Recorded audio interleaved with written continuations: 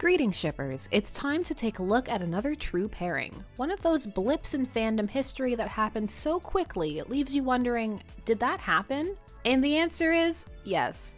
Yes, it did. Today's couple is a crossover couple hailing from the big two of the comic industry. From Marvel, we have Teen Mutant and Walking Fireworks display, Jubilee. And from DC, the third in the never-ending parade of Robins, Tim Drake. Crossovers are interesting territory when it comes to fans. Some people love them, some people hate them, and others are merely perplexed by them. They're by no means a new phenomenon in either fan works or official canon ones, though it's much rarer to get official crossovers, for a number of reasons, most having to do with legality. If the two properties in question are owned by the same company, that makes the process easier. And in terms of comics, there are entire shared universes built up. So it's not exactly the same thing when Spider-Man crosses over with the Fantastic Four as when he crosses over with, say, Superman. Even for the first video we ever did on this channel, featuring the true pairing of Velma Dinkley and Johnny Bravo, the rights were owned by the same studio and the distribution network was the same. It becomes more complicated when these crossovers involve the sharing of intellectual properties across company borders. Even if the companies are relatively friendly, as is the case with DC and Marvel, the negotiations can still be long and complex, and in some cases, they never pan out at all. These complex negotiations are, for example, the reason it is extremely unlikely there will ever be a proper release of the 90s Spider-Man cartoon, as it features all the characters, many of whom are owned by different studios when it comes to distribution rights. So basically, enjoy that one on Netflix while you can. When it comes to crossovers, superhero properties are in a unique position, as fanboys and girls alike are often involved in questions of jockeying, usually around the question, who would win in a fight? And as we all know, there's only one way to answer that question.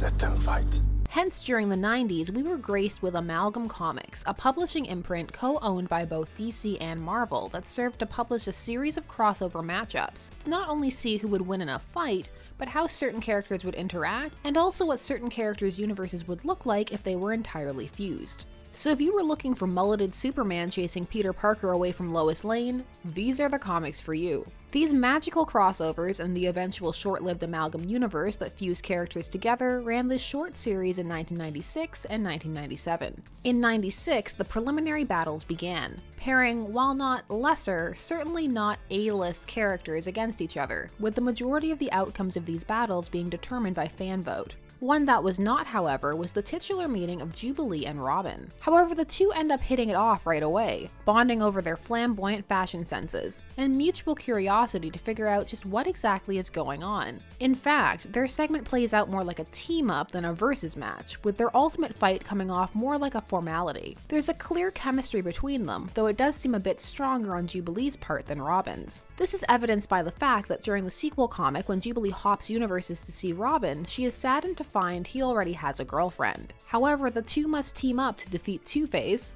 Yes, Two-Face. This takes them a while for some reason. Long enough for the two to end up sharing a kiss, along with the promise that perhaps if they lived in the same universe, there could be something between them. This couple had some real potential, and not just from the marketing standpoint that clearly thrust them together. Both characters suffered largely from their respective companies' desire to appeal to the youth of that time, and were also kept largely in the role of sidekick. However, both were competent and capable, and ready to prove themselves. They worked well together and were both team players. Tim was very analytical, arguably the most detective-like Robin out of the bunch, and his more serious nature played well against Jubilee's slightly more fun mall rat persona. Jubilee had the passion to take risks and go after what she wanted that caused her to cross universes just to see Robin again. While Tim also takes risks, he does tend to think them through a little more. In short, the two could have been a good balance to each other and shared some cute teenage hijinks, while each giving the other someone going through similar crime fighting and mentor issues to vent to. On the con side, we have to talk about sidekicks in the 90s. While the sidekick may be a time-honored tradition, it waxes and wanes in terms of its cultural cachet.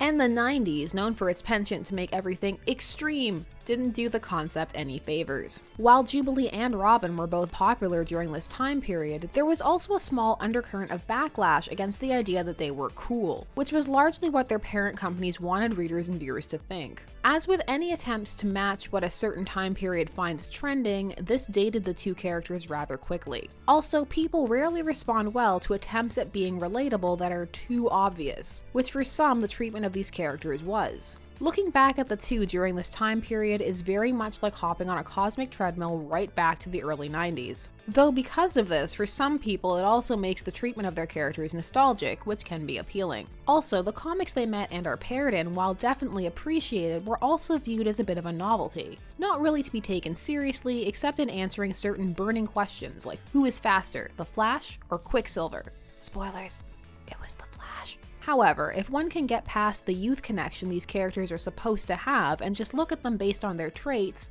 they become much more likable and relatable. Both youths thrust into having responsibilities that may prove to be a bit more than they anticipated, or can handle, who while they are dealing with some serious adult issues also still want to have fun and do things any normal teen would want. In Jubilee's case, go to the mall. Would the two have lasted forever as a couple? Maybe. Maybe not. It did seem to be a lot of surface affection, with more invested on Jubilee's part. But it had the potential to be a memorable summer fling at the very least.